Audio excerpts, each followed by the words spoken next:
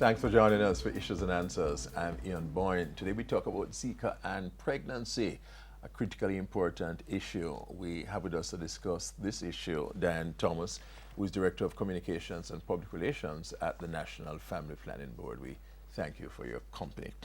Good to have you on the show. Greetings to you. Diane. A pleasure. Good, great. Zika and pregnancy, as I said, it's a critically important issue. What are the messages coming out of the Family Planning Board?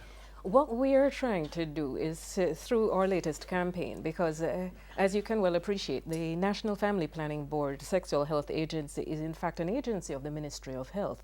So we are an integral part of getting the message out on Zika. There's a commonality in what we're trying to achieve, and that is for members of our society to act responsibly in the wake of the Zika virus in Jamaica.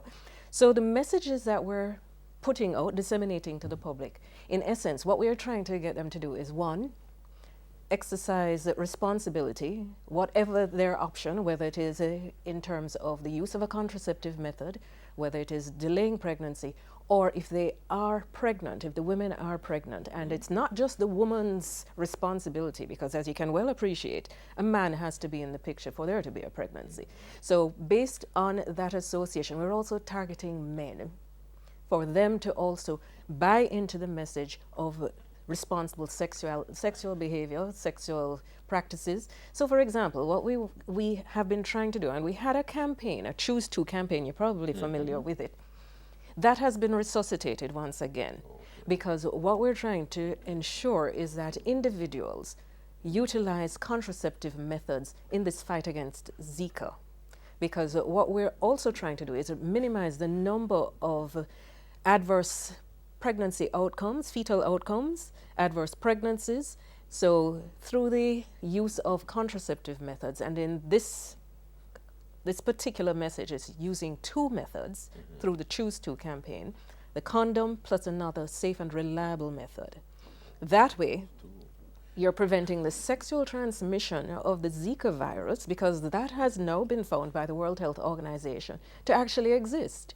Yes? Yes. Zika can be sexually transmitted. Right. There's some 12 documented case studies on the sexual transmission of the Zika virus. So we are being proactive rather than reactive, and we are cautioning our population that, one, utilize the contraceptive methods in your sexual activity, and remember the condom is just one method. A condom can burst during sexual activity.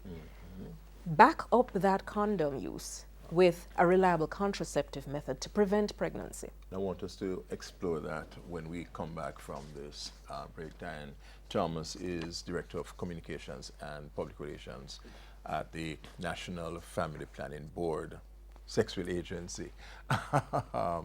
And she's talking to us about a really crucial issue. Don't go away, we take a break.